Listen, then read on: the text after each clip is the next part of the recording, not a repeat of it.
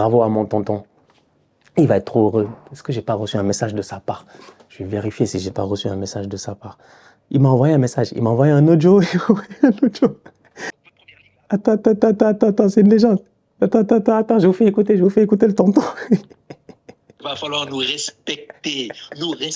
Respecte-nous dans tes débriefs. Ici, c'est qui? C'est Paris. Liverpool, allez gagner votre première ligue là, avec vos petits clubs anglais là. Il ne faut pas venir jouer en championnat français. Championnat français, on est des méchants. Hein. On est des méchants. Hein. Salam, outsider, le débrief commence maintenant. Le Paris Saint-Germain se qualifie aujourd'hui après une victoire 1-0 face à Liverpool. Franchement, une victoire de bandit, un match de gangster. Il s'est passé tellement de choses aujourd'hui. C'est-à-dire que ça fait très longtemps que j'avais pas vu un match avec une telle intensité. On était à Anfield, Liverpool à Anfield. Normalement, un soir de Ligue des Champions, un mardi, mercredi, ils ne perdent pas. Normalement, dans un match de qualification, on s'attendait peut-être à ce que Liverpool tape le Paris Saint-Germain. Et pourtant, ce qui s'est passé au match aller, c'est ce qui s'est passé au match retour. C'est pour cela que je dis qu'il s'est passé énormément de choses dans ce match-là. Le match avait très bien commencé pour Liverpool. Ils ont mis l'intensité qu'il fallait. Les 10 premières minutes, Liverpool doit marquer 2 buts. Au moins un but. Au moins, ils doivent mettre un but. Cependant, il y a un tocard dans ce match-là et je vais commencer par lui, c'est Mohamed Salah. Mohamed Salah, la propagande au Ballon d'Or, elle s'arrête aujourd'hui. Franchement. Mais Mohamed Salah, pourquoi il est comme ça? Pourquoi Mohamed Salah, à chaque fois qu'il y a un grand match, il est incapable de se gérer si ce n'est que c'est en première ligue? Mohamed Salah a été anormalement décevant aujourd'hui. Je vais vous faire un tout petit peu l'histoire de Mohamed Salah, peut-être dans les grands matchs. Peut-être que nous, on a oublié. Je ne sais pas, il y a peut-être des matchs que j'ai oubliés. Mais moi, je me rappelle très bien. Coupe d'Afrique 2019, l'Égypte est à domicile. Mohamed Salah joue un match. Il joue face à l'Afrique du Sud. Malheureusement, ils se font taper par les Sud-Africains. Match décevant de la part de Mo Salah. Ligue des Champions 2019, quand Liverpool gagne, mais le meilleur joueur, c'est qui si ce n'est pas Sadio Mané? Ligue des Champions 2018, je pense, le pauvre, il prend un hippon de Sergio Ramos, il est blessé, il peut pas performer. L'Égypte va à la Coupe du Monde, Salah ne peut pas performer. Coupe d'Afrique 2022, je pense, Coupe d'Afrique 2022, que le Sénégal gagne. On joue en finale face à l'Égypte. Mohamed Salah, malheureusement, il ne sait pas gérer. Là, encore une fois, ça a été plutôt compliqué pour lui. La dernière Coupe d'Afrique, je pense qu'il était blessé aussi. Il n'a pas eu l'opportunité de pouvoir performer. En fait, Mohamed Salah ne nous traumatise que quand c'est les samedis en première ligue ou les dimanches en première ligue. Quand on met Manchester United, il les tape. On met Arsenal, il nous tape. On met City, il nous tape. Mais quand on vient dans des matchs qui sont importants, des matchs où on s'attend vraiment à ce que Salah, aujourd'hui, moi, il m'a déçu. Je suis désolé, moi, il m'a déçu. Il m'a déçu. En fait, il m'a déçu. Mohamed a été trop décevant aujourd'hui. Mais Salah, c'est quoi cette performance-là, en fait? Une performance tocaresque de la part de Mohamed Salah. C'est pour ça que je dis que dans le début de la rencontre, lors des 10 premières minutes, Salah doit marquer. Mais qui est là? Nuno Mendes.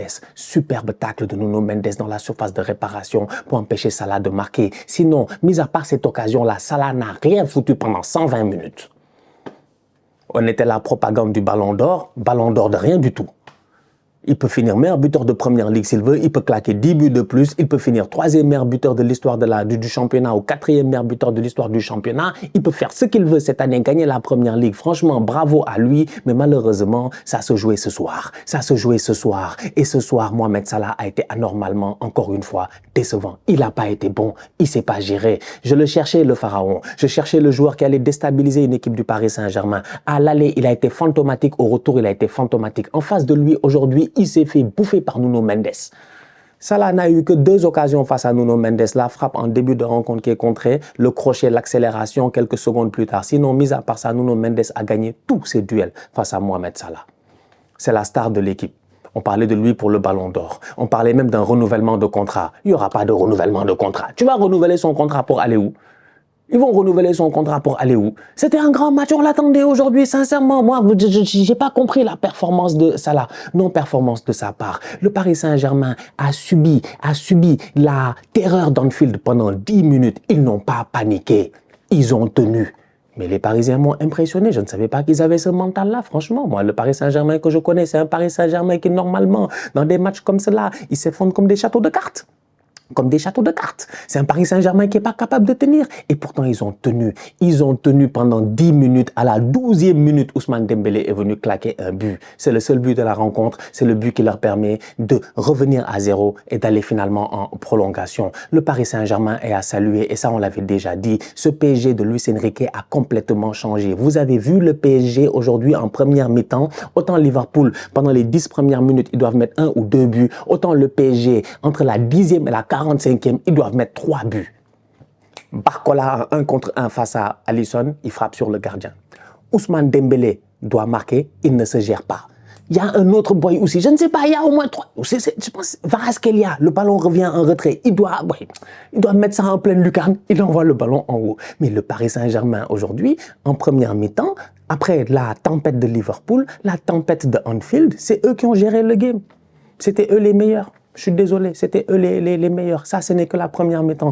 On revient en deuxième mi-temps et là, tu vois Liverpool qui se réveille. C'est normal. Ils sont à domicile. Ce week-end, ils ont joué face à Southampton, dernier du championnat. Ils ne se sont pas gérés. Ils ont encaissé un but. En deuxième mi-temps, ils se sont réveillés. Dès le début de la deuxième, ils ont mis l'accélérateur. Paris, c'est pas Southampton. Franchement, c'est pas Southampton. On avait dit ici que ouais, c'est pas Valladolid, c'est pas machin. Tu te rappelles dans le temps, c'était ça le discours. Mais là, c'est pas Southampton. Franchement, en fait, Paris, ils ont changé. Encore une fois, en deuxième mi-temps, tu as un temps fort de Liverpool, peut-être pendant 20 minutes. Tu as 20 minutes où Liverpool doit marquer un but. Tu as 20 minutes où Liverpool se crée des occasions, mais Liverpool ne marque pas. Pourquoi? Parce que Paris tient. Pourquoi? Parce que dans les buts, il y a qui? Il y a Gigio Donnarumma.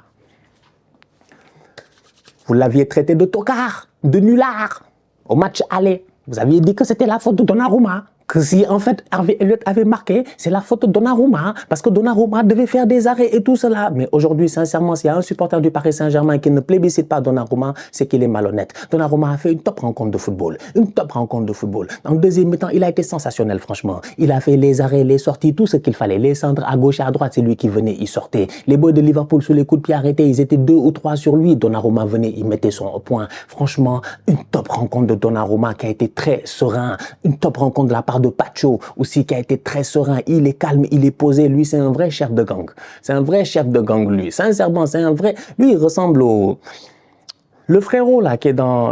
Peut-être que vous ne connaissez même pas la ref. Dans Prison Break, saison 3 ou saison 4, quand il va au Panama, à Sona, il y a le chef de la prison, là. Le grand monsieur noir, là, méchant et tout. Je te jure, il ressemble à Pacho. C'était la même tête que Pacho.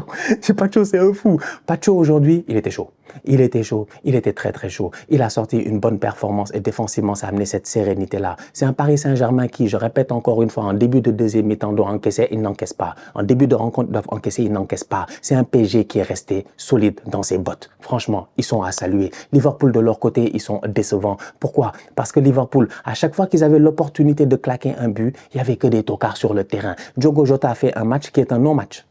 C'est un non-match de la part de Diogo Jota. Je connais Jota, je pensais qu'il était plus sharp que ça. Aujourd'hui, physiquement, il n'a pas tenu. Plusieurs fois, on le fout à terre et tout. Il ne se gère pas. Mohamed Salah, j'en parle pas. Luis Diaz, malheureusement, lui aussi, il a été under the level. À part Szoboszlai, qui a été peut-être le boy le plus dangereux, et pourtant c'est lui qui sort, peut-être parce qu'il est fatigué. À part Szoboszlai, qui a été le boy le plus dangereux, j'ai vu une attaque de Liverpool qui, aujourd'hui, sincèrement, a été non seulement peu précise, mais en plus de ça, n'a pas été en confiance. Mohamed Salah, c'est le genre de boy qui, d'habitude, prend les boys en 1 contre 1. Mais quand toute la première mi-temps, Nuno Mendes, il t'a graille, tu veux t'en sortir comment?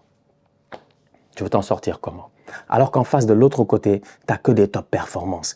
T'as vu le milieu de terrain du Paris Saint-Germain? T'as vu la confiance qu'avait le boy là?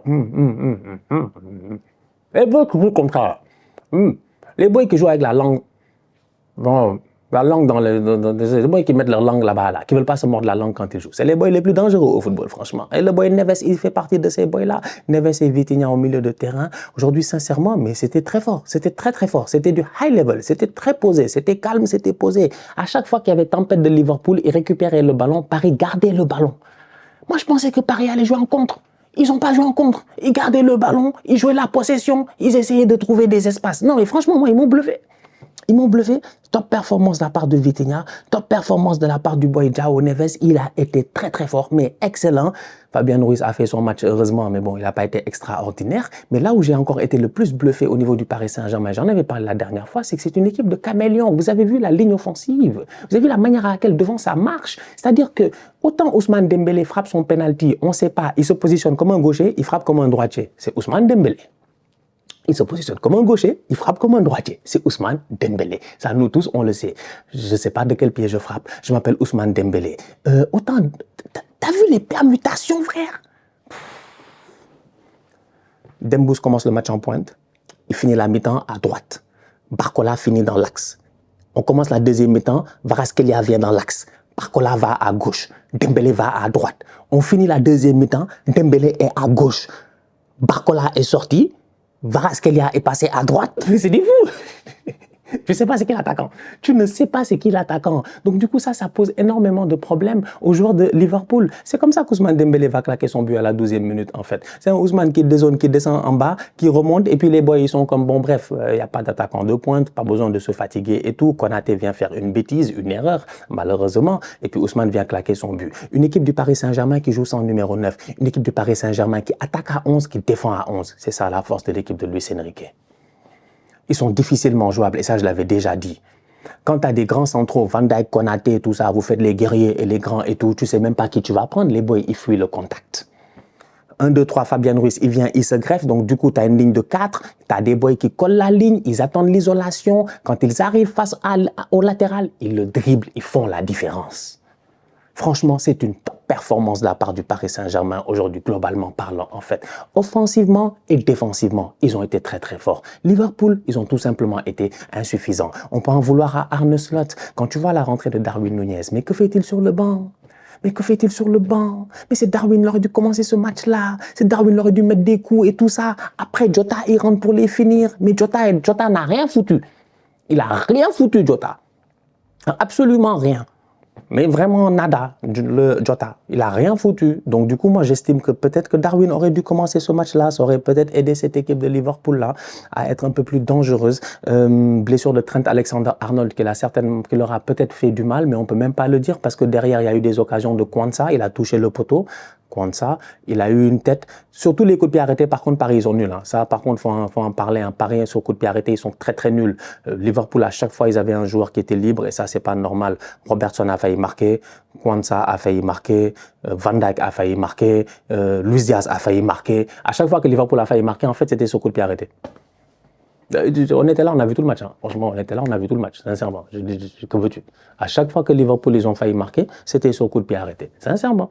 Sinon, Paris, mis à part ça, globalement parlant, ils ont été très, très solides. Donc, ouais, c'est dommage que Trent il se soit blessé. On peut dire quand même que c'est dommage. Alisson fait un très bon match. Alisson fait un excellent match de football parce qu'en prolongation, tu as la frappe de Dembélé qui peut rentrer. Alisson fait l'arrêt. Il y a plusieurs arrêts de Alisson. J'en ai parlé en début de rencontre. Barcola, tout ça. Alisson fait les arrêts.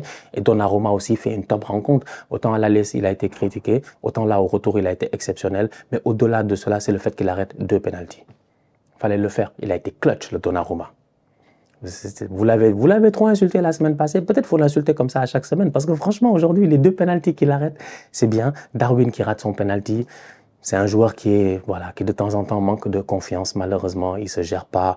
Le petit Curtis Jones aussi, je pense qu'il rate son penalty. Il est peut-être, manque d'expérience et tout. Liverpool qui perd à Anfield. Je suis désolé. Franchement, aujourd'hui, moi, personnellement, je les blâme tous. Je blâme le coach, mais je salue aussi la top performance et la résilience du Paris Saint-Germain. Ils avaient dit qu'ils allaient le faire et finalement, ils l'ont fait. Ils ont perdu à domicile 1-0 in extremis et je l'avais dit, c'était la défaite la plus ingrate en fait du football parce que la meilleure équipe n'avait pas gagné, c'était le PSG. Au retour, je suis obligé de le dire encore une fois, vu l'intensité de Anfield, vu le fait que Liverpool était à domicile, vu le public, vu tout ce qui va avec, le fait qu'aujourd'hui Paris ait gagné, mais c'est exceptionnel. Franchement, bravo à eux. Bravo au Paris Saint-Germain. Félicitations. Très belle victoire. J'ai hâte de voir jusqu'où ils vont aller en Ligue des Champions cette année. Prochain match, ils vont jouer face à Aston Villa ou, je sais même plus, Bruges. Techniquement, ils passent. Peut-être ils sont déjà en demi, je sais pas. On sait jamais au football, hein. On sait jamais. On sait jamais. Belle rentrée de la part de Désiré Doué. Pertinent dans son approche, dans ses dribbles. Tu sais pourquoi tu fais rentrer Désiré Doué, hein? C'est pour essayer de déstabiliser Liverpool, pour les jouer en 1 contre 1. Pour moi, il a fait ça, une bonne rentrée. Zahir Emery aussi, défensivement, il a fait l'entrée qu'il fallait. Il a amené l'intensité que cette équipe-là, elle avait besoin. Non, franchement, ils ont été bons. Ils ont été très bons. Ils le méritent largement. Il y a sûrement plein d'autres choses à dire dans ce match-là. Mais bon, voilà, à chaud, rapidement, c'est ce que j'avais à dire. Bravo. Bravo à mon tonton. Il va être trop heureux. Est-ce que j'ai pas reçu un message de sa part? Je vais vérifier si j'ai pas reçu un message de sa part. Il m'a envoyé un message, il m'a envoyé un audio, il m'a envoyé un audio. Le tonton, il m'a envoyé un audio. Attends. Il va falloir nous respecter. Respecte-nous dans tes débriefs. Ici, c'est qui? C'est Paris. Allez gagner votre première ligue là. Attends, c'est une légende. Attends, je vous fais écouter le tonton. Il va falloir nous respecter. Respecte-nous dans tes débriefs. Ici, c'est qui? C'est Paris. Liverpool, allez gagner votre première ligue là avec vos petits clubs anglais là. Il faut pas venir jouer en championnat français. Hein. Championnat français, on est des méchants. Hein. On est des méchants. Hein. Il ne faut pas venir. Hein. 15% de chance on avait de gagner. Qu'est-ce que ça veut dire? Moi, quand on m'a dit 15%, j'ai dit c'est beaucoup. 15%, c'est beaucoup. Ah, il faut nous respecter. Hein. Ouais, je m'arrête là. Franchement, je vais écouter le reste. C'est ouf. T'as vu, non? Je vous ai dit. Fan du PSG, c'est ouf. Tonton, mes respects. Franchement, mes respects. Non, franchement, Paris, mes respects. Mes respects. Voilà. La famille, on se capte très bientôt pour une nouvelle vidéo. D'ici là, on continue à liker, on continue à partager, on s'abonne, on est ensemble, on reste en santé, c'est toujours le plus important. Soutsider.